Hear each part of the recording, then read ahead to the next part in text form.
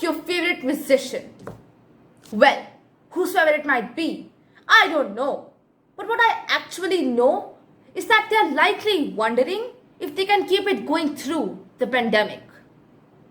Singer Nadine Shah said, "Music streaming makes major labels rich, while the musicians like me go broke."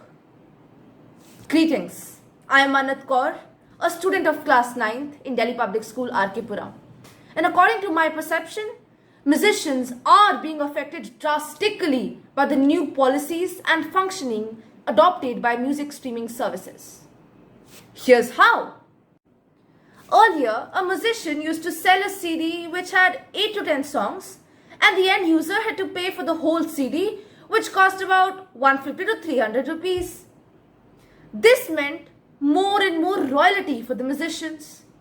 But now, as things are getting more and more internet-based, streaming services are adopting various policies that aren't helping musicians at all.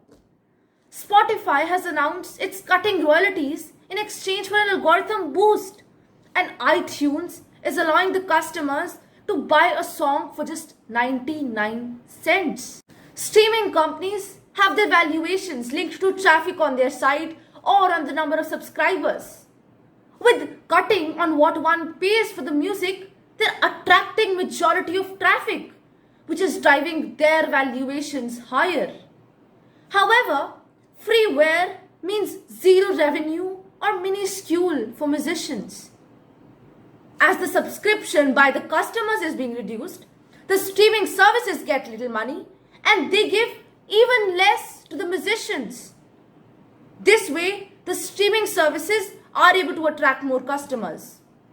But the poor musician is left with nothing. Plus, the streaming companies are sitting on a lot of user data. They use their algorithms to figure out what movie people are liking to watch, which songs would people like to hear, and with this data, they can hire mediocre songwriters, musicians, or movie writers and tell them exactly what to write, which means there is no premium on creativity. This leads to the musician having negligible to no royalty. I won't say things were better before COVID. At that time as well, the major labels used to earn a lot from streaming services.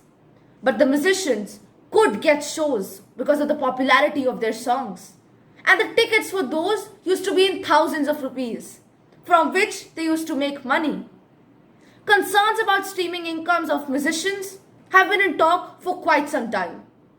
But they came to the forefront as the pandemic burst in. When there are no shows being organized, musicians are forced to survive on streaming income alone. Do you really want the talent of your favorite performers and composers to be lost? I do not.